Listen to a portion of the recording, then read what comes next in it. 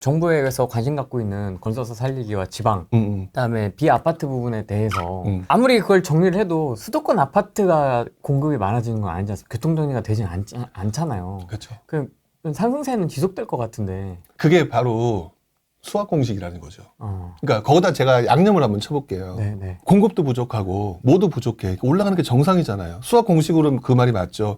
근데 정부가 DSR 규제 부분을 한다라고 하게 되면 돈 벌 수 없다라고 하는, 그 다음에 내가 살 수 있는 가격대가 괜찮은 물건들 서울 중심부로 가야 되는 살 수가 없다라는 게 느끼게 되면 투자자 말고 실수요자가 지금처럼 살려고 들까요? 잠시 또 멈출까요? 올라간다는 확신이 좀 더 세면 어떻게든 좀 더 끌어오지 않을까요? 아니, 그거는 내 위주로 보는 거지. 왜냐하면 그건 내가 보고자 하는 관점에서 올라간다라고 하는 거를 지금 희망끈을 안 놓는 건데 지금 자세히 보시는 게 이 시장을 움직이는 게 우리가 아니에요. 정부예요. 아니, 정부의 움직임하고 시장의 사람들의 움직임을 봐야 된다고 제가 그렇게 얘기하는데 지금 이러니까 올라가는 게 아니냐? 그거는 내가 돈 벌고 싶은 마음인 거지. 그러니까 제가 얘기하는 건 항상 그거예요.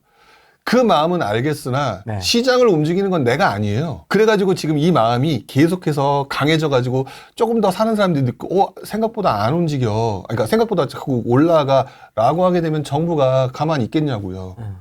가만히 안 있겠다라고 믿는 분이 계실까요? 가만히 있지 않을 거라는 거 당연히 알잖아요. 그러면 결국 또 꺾이는 거라고요. 그게 계속 반복될 거라는 거죠. 근데 그럼에도 불구하고 돈 있고 여유 있고 무주택자고 뭐 이런 분들한테는 제가 계속해서 하라고 얘기를 하거든요. 근데 지금 여기 계신 분들 중에 상당수가 아마도 다주택자이거나 또는 이주택자로 해서 갈아타기를 원하시는 분일 거예요. 맞습니다. 그쵸? 그분들 있잖아요. 그분들은 그렇게 하면서 올라가야 되잖아요. 그쵸? 네. 올라가야 되는데 시장이 꺾인다라면 막말로 사는 게 맞을까? 이런 느낌 들지 않겠어요? 그리고 기본적으로 투자에 있어서는요, 정부가 밀어주는 곳에 올라타야 되는 거예요. 기본적으로. 정부가 못 잡아서 안달인 거에서 아니야 라고 희망 고문을 갖고 들어가는 사람들처럼 바보인 사람들이 없어요. 근데 왜 과거 문정부 때는 왜 찍어줬지 않습니까? 규제 한 대를 들어갔어야 된다고 하면서. 잘 보시면 네. 그것도 특정 시기만 가지고 그것들을 갖다 전체 공식화 시킨 거예요. 아, 그렇습니까? 왜 그러냐면 제가 처음에 뭐라고 했냐면 기본 메인은 그거예요. 정부가 규제를 강하게 못한다가 메인이에요. 왜? 규제를 강하게 하면 제일 쉬운 방법이 뭐예요? 부동산 가격이 막 올라. 그러면 제일 먼저 해야 되는 게 규제를 해야 되는 거잖아요. 규제할 때 저 같으면 이렇게 하겠어요. 전국 거래 금지. 근데 말도 안 되는 짓이잖아요. 네. 그게 왜 그러냐? 실제로 부동산 규제를 완벽하게 하려게 되면 그냥 거래 금지가거나 이렇게 거래 자체를 못하게 하면 되거든요. 근데 하는 걸 보면 찔끔찔끔해요. 서울 강남 3구, 강남 4구 하다가 서울로 했다가 그 다음에 경기도의 중심부에 했다. 뭐 성남이나 과천 같은 거 했다가 그 다음에 안산, 수원하고 그 다음에 또 평택하고 이렇게 갔죠. 네. 뭐냐면 정부는 규제에서 시장을 엉클어뜨리는 걸 싫어한단 말이에요. 그렇기 때문에 지금 그 말이 정부가 시장을 엉클어뜨리기 싫고 규제라고 하는 걸 차근차근 해나가면서 시장이 급변하는 걸 막기 위해서 하는 행위를 우리가 이용해서 투자하는 방법이 그 방법인 거예요. 그런데 지금 상황에서는 정부가 다 묶여 있는 상황이기 때문에 대출 규제가 딱 하나만 있는 거거든요. 그렇기 때문에 지금 상황에서 아마 대출 규제를 또 한 번 하게 되면 순식간에 분위기가 달라질 가능성이 있어요. 그렇기 때문에 옛날 기준으로 이렇게 되면은 뭐 어떻게 된다라고 하는 거. 지금 많은 분들이 얘기하는 공식들이 상승장 초반부터 후반에 알려져 있는 기본 공식들만 가지고 자꾸 생각을 하고 판단하시는데 이 시기는 그 공식이 잘 안 맞는 시기라고 전 봐요. 그 왜 또 안 맞느냐? 여러분들이 경험한 적이 없어. 그러니까 지난번에 내가 지난번에 보니까 2017년에 2020년에 이랬어. 나 때는 말이야 이러고 있잖아요. 그러고 지금 얘기를 하고 있는 거거든요. 네. 저도 그때를 아는데 저는 그 다음에 그걸 얘기하는 거예요. 근데 있잖아 2009년엔 이랬어. 이건 어떻게 설명할 거야? 지금 이러고 있는 거예요. 그래서 그 점을 좀 조심해야 되는 거죠. 여러분들 기본적으로 투자는 어차피 뭐 부동산 하는 분들 많이 얘기하는 것 중에 장기 우상향이라고 하잖아요. 네. 그래서 무조건 하셔야 되고 시기에 따라서 많이 하느냐 적게 하느냐 다를 뿐이거든요. 지금은요 많이 하는 게 아니라 쟁여두는 시기예요. 돈을. 왜 그러냐면 지금 돈을 쟁여두는 시기는 시장이 상승장 초반도 아니고 상승장 후반을 지나서 이게 시장을 살려야 되나 말아야 되나 기타 등등 정부도 혼란한 시기고 공급 부족이나 이런 것들 때문에 뭐 모두 해결해야 되고 되게 복잡한 시기라 차근차근 만들어가면서 무언가를 방향성을 이제 새로 잡아가는 거거든요. 거기를 근거로 해서 내 통장에 돈이 있는 거를 가지고 어느 시기에 정부가 밀어주는 쪽에 올라타야 되겠다라고 하는 시기인데 여러분들이 가지고 있는 속마음이 뭐냐면 여러분들은 상승장에 이미 경험하셨잖아요. 통장에 돈 있는 걸 못 보는 거. 네. 그 못 보는 그 고질병이 지금 또 나오고 있는 거예요. 근데 20년, 30년 가까이 했던 사람이 지금 뭐라고 얘기를 하고 있는 거냐? 나도 해봤거든. 그때 돈 제대로 못 벌더라. 지금 제가 그 얘기를 하고 있는 거예요.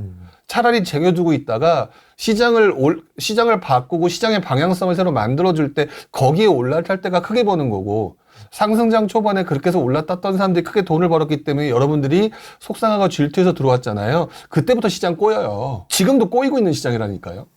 그러면 그 정부가 밀어주는 방향 자체를 캐치를 잘 못하거나 현금이 없으면 진짜 손가락 빨고 있겠네요. 그렇죠. 엉뚱한 데 가서 투자하거나. 그러니까 2009년도에 그 얘기를 제가 지금 하는 얘기가 많은 분들은 2009년도가 또 될 거 또 이렇게 될 거야 라고 생각할 수도 있거든요. 네. 저는 그때랑 똑같이 된다는 생각은 안 해요.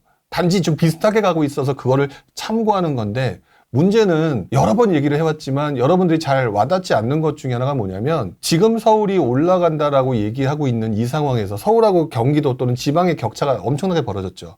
그렇죠? 그러다 보니까 얼죽신 뭐 이딴 소리 나오죠. 얼죽신. 네. 그러면서 시장이 바뀌었다라면서 되게 아는 체를 하는 사람들이 너무 많아졌어요. 뉴 노멀. 새로운 패러다임 같은 소리하고 자빠졌네. 저 이러고 있는 거죠, 지금. 왜냐면 어저께 제가 제 라이브 얘도 얘기를 했는데 70년 세대를 X세대라고 불러요. 이제는 신세대지만 네. X세대가 들었을 때 그때 나왔던 현상이 지금 말씀드렸던 뉴 노멀이고요. 얘네들의 예전에 없었던 시대와 이제 조금 먹고 살면서 조금 사고방식이 바뀐 새로운 세대의 패러다임 어쩌고 저쩌고 하면서 저희 세대를 되게 다르게 표현했거든요. 나이 머리가 똑같아. 그때 저희들은 신축 안 좋아했을 것 같으세요? 그냥 사람의 본능이에요. 신축 좋아하는 거는. 근데 돈 없으면 얼어 죽어도 신축, 얼어 죽어도 전세 가거나 얼어 죽으면 어쩔 수 없이 구축 가게 되어 있는 게 본능이라고요. 그러니까 저는 그 말 자체가 웃겨요. 나도 제가 처음 투자를 했던 97, 8년도 이때 어떤 사람이 구축 살려는 사람 없었어요. 신축이 쌌으니까 신축 샀어요. 그래서 그때 2000년대 초반에 그때 분위기를 자세히 보시게 되면 또는 그 뉴스 기사 뒤져보세요. 신축 선언상 강화됐다는 내용이 나와요. 그 당시 상황에 대해서 그런 상황, 그 다음에 요번에 2014년, 5년, 6년 해서 2019년도 요때 서울 아파트, 서울 신축사라는 현상 나왔죠. 매번 반복되는 현상을 저는 지금 벌써 이번에 뭐 최소한 2번에서 3번 정도를 지금 반복해서 보고 있는 중이거든요. 그런데 저는 그냥 입 다물고 있어요. 원래 이런 거니까. 근데 이번에 처음 본 사람들이 되게 아는 척 하면서 얘기하는 느낌인 거예요. 얼죽신? 좀 있으면 보세요. 그리고 제가 예전에도 그랬지 않나요? 2019년, 20년도에 다들 서울의 신축사라라고 했을 때 갭 메우기 일어날 때니까 구축으로 점점 가세요. 라고 아마 호랭이 TV에 나와서도 제가 얘기했을 텐데 그거는 왜 기억을 못 하시나요? 그러니까 본인이 복귀를 제대로 못 하신 거예요. 그러니까 저는 그 시장 자체가 바뀔 거다라고 하는 부분을 인정하긴 하는데 지금 뭐 뉴 패러다임이다라고 얘기하기에는 결국 공급 물량이 얼마나 많거나 적느냐에 따라서 달라질 뿐 사실 앞으로 신축이 이렇게 오른다? 지금 이렇게 서울하고 지방이 벌어져 있다라고 한다면 정부의 역할이 바로 여기서 나와요. 균형하게 만들어야죠. 그래서 항상 자세히 보시게 되면 서울 아파트만 놓고 보게 되면은요. 서울 아파트 신축이 달리잖아요. 그러면 나중에 구축이 메꿔요. 네. 메꾸면 구축 아파트 살고 있는 사람은 어떻게 돼요?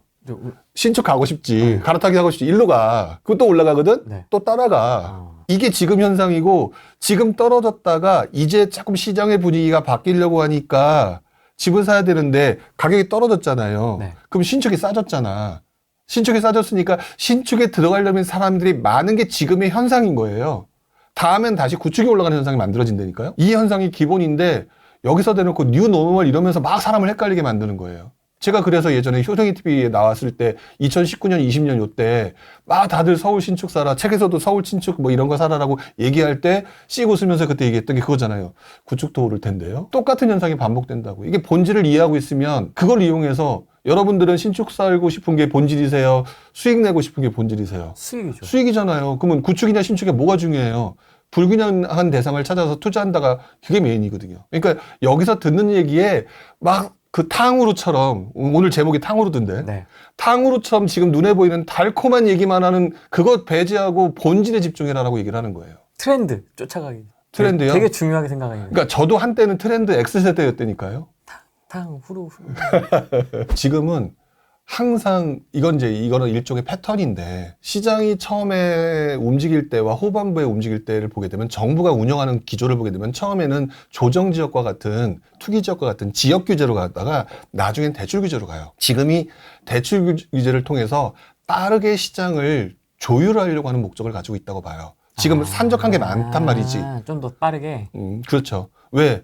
지금 이미 다 묶여 있어도 다주택자들 지금 입만 살아있고 다 온몸이 묶여 있는 거잖아요. 맞습니다. 그래서 다주택자를 보면서 정부 입장에서 딱 보면, 얘네들 묶여 있으니까 옛날처럼 이렇게 막 사고 치는 애들이 아니거든. 뭐 없네?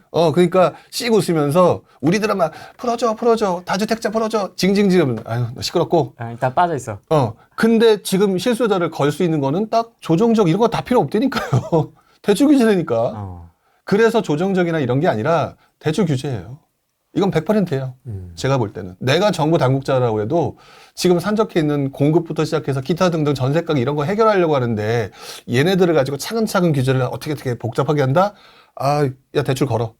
그리고 이거부터 해결하겠어요. 그리고 실제로 그래서 나타난 2009년의 현상이 DTI 규제란 말이에요. 그때도. 그러니까 저는 조정적 이런 거는 안 걸릴 거다. 또는 걸려봤자 약간 뻥카의 분위기가 나타나지 실제로 움직이는 조정의 역할은 대출 규제일 거다. 이미 우리는 더더구나 이 대출 규제의 무서움을 겪어봤어요. 네. 이번 시장이 꺾이게 된 가장 대표적인 게 2021년 9월 달에 대출 규제예요. 한 방에 그냥. 한 방에 갔잖아요. 수요강에 싹 사라집니다. 그리고 제가 그때 뭐라고 했냐면 정부가 엄청나게 강한 무기를 가졌다라는 사실을 알게 되었다라고 제가 그 당시에 한번 얘기한 적이 있었는데 그게 뭐냐. 대출 규제를 걸게 되면 그냥 한 방에 조정이 가능하거든요.